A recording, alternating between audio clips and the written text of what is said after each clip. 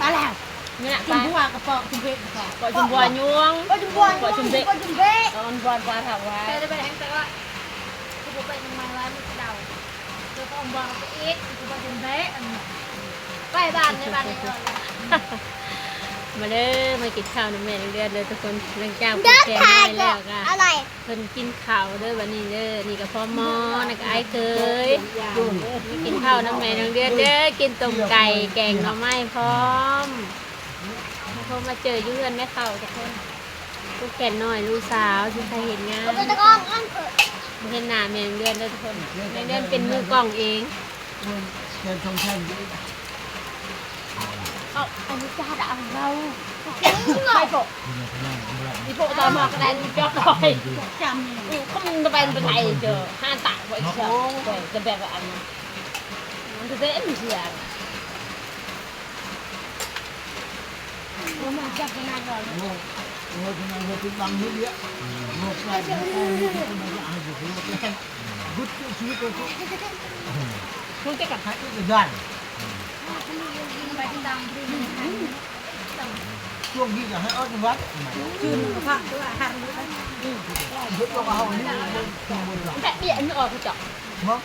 ก็จะอาหารไปแกงมันคือมันปั่นเราก็คือคนเราดีกันก็โกโจ้บ้านปั่นกับเบนร้านสมุนว่าไหนก็ได้ไปให้กินวันนี้เลยบอกจับเลยบอกแอนนี่สิหมดดาวหัวตะกี้อยู่ลงที่หางบอกเจอขนาดเจ้าจำลงไปขนาดเทได้หมดจับอยู่เทมันเคยจะอ่านอันนี้เฉพาะมันไม่ว่าให้บนเนี่ยมุนหัวมุนเทตัวอะไรไปละมุนที่มุนที่อะไรที่ตามันโดนที่จานนี้โดนดูลองมือ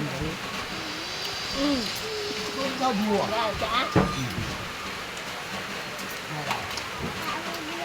อะไรแล้ววะอันนี้ตักในจอเป็นอันโลตุเทได้โดยปลา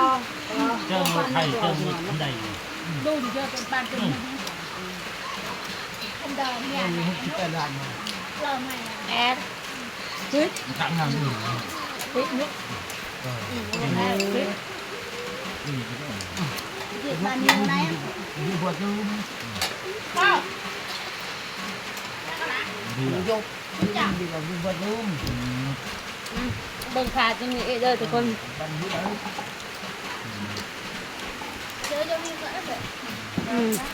เห็ดตัวไหนอันเห็ดหยาอันเห็ดหยาบุกชินอันบอกแล้วชินมาเด้อทุกคนมาเด้อทุกคนเด้อทุกคนมาเด้อปลาลุงเอาเด้อสัวไก่เราต้องกินสัวไก่สัวไก่จะเป็นรังใส่กองไม่รู้เป็นอาแบบใน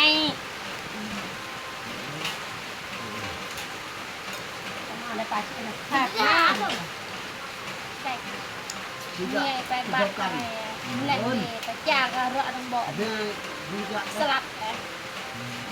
กะแล้วก็อันไหนทีโอ้ยเจ้าอันไหนจ้องรักมันเดียวอ่ะถ้าเป็นใจจะไปจะไปต้องเขตเอาแต่บอลโลจะไปแต่เป็นขี้กินเจ็ดพันที่นอนที่ไปจะมาแต่เจ้าเหรอเขาเถอะแต่เกาหลีเขาเถอะเราเถอะแต่เกาหลีเขาเถอะเราเถอะแต่เวียนนั่งกระปุกเรือเสด็จไม่ดังเต็มเป็นรถเราก็รถเถอะแต่เวียนกันรถที่กุมเกาหัวอยู่อีกแล้วบัตรตีบัตรได้บัตรคนทันรถเลยเกาหลีใต้อะไรต่างบัตรคอมบิเนตได้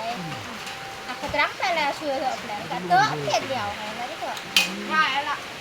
kita letak plan nó dùng gì quên cho nguyệt chín còn đường đuôi có đường đuôi đường qua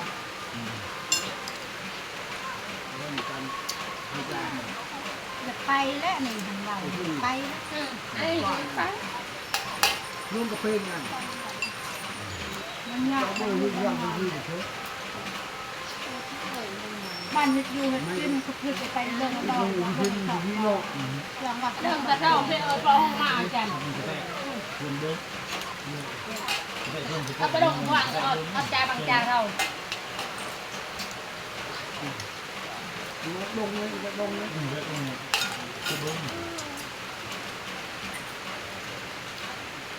กินไทย อยู่อ่ะหมดบ้านคอย เพื่ ได้ อนตัว ตามชวนยืด ได้ที่คนตอนนี้ หนาวชิ้นแหน บ้านออกหน้าไว้คอยไม่ ไม่ ติ ติ ด ดว่าตัวบน คอยได้ ไม่ยุ่งไม่บาดด้วย คือดีอย่าง เยี่ยมคนอ่ะอะไรจะเยี่ยมมือแล้วคนทันหงแง่มันทันทองแต๋วเลย ข้างแค่บ้านนั้นแม่บ้านเลยคือเอา ข้าวโยงฟ้า มันห้องปัตตามาห้องบัดยืนรวมกันเอามุดเราเปียกเป็นยังไงเอาหมดอ่ะเปื่อนแต่ กันอะไรของทับมีถึงน้อง เอาสะอาด บ้านนาวกากีอะค่ะป่ะกันในเช้าทีนี้อ่ะบางแบบชาวบ้านเรือนเนี่ยต้นมูดไอ้เหี้ยเสื้อ ได้ตัวผี ตัวละแอมตัว อ่ะ กี ดีปันพักได้ผีได้ตามกฎพัก ตัว ปั บ้าน น ให้เอาcây nè mà theo cây nè thì dễ รังเชื้อต่อบ้านเนี่ยอดกระเป็ดแกก็หนึ่งไปกินเลยก็ บ้า cây nè bây giờ đây là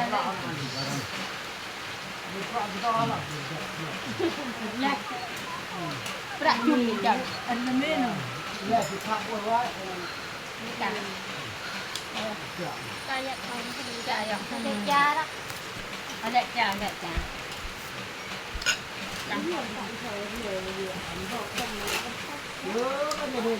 khô cái tụi mình chặt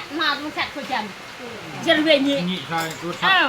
รถขับ dân về nhị ông ở lô chơi chặt này thế รถขับบ้านไหนเนาะ ชัดเยอะ ไล่ con chặt chặt thì hơi có tông cái con chặt tiền cái chạy mày sửa nụ đi chạy nó ก็ลูกไปเมืองเลยคือตัวหัวจัง nhoang hay chưa tao bọn quay lại đắp tôi xịt cái nhoang คือตัวมันกลายเป็นเขามาบอกกันเปลี่ยนมุกสมัยเกี่ยวกับ chăm con tao mày chăm cái gì con tao mày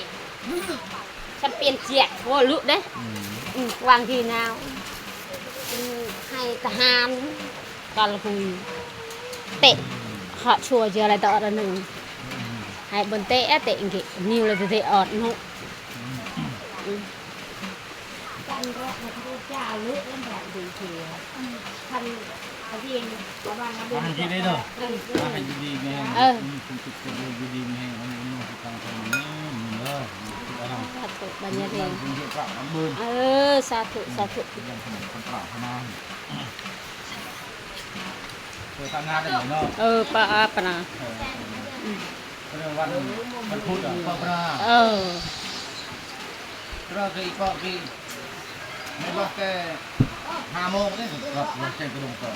vậy à ฉัน5 โมงครึ่งคือ6 โมงครึ่งคือลาย่ำมันจะดีหมดพุธอยู่ดี là 5 โมง5 โมง6 โมงได้ cái thịt ถ้า6 โมง30เลยบ่ได้โมงได้ ăn cái kho cho thịt đây เป็ con นบางอย่าง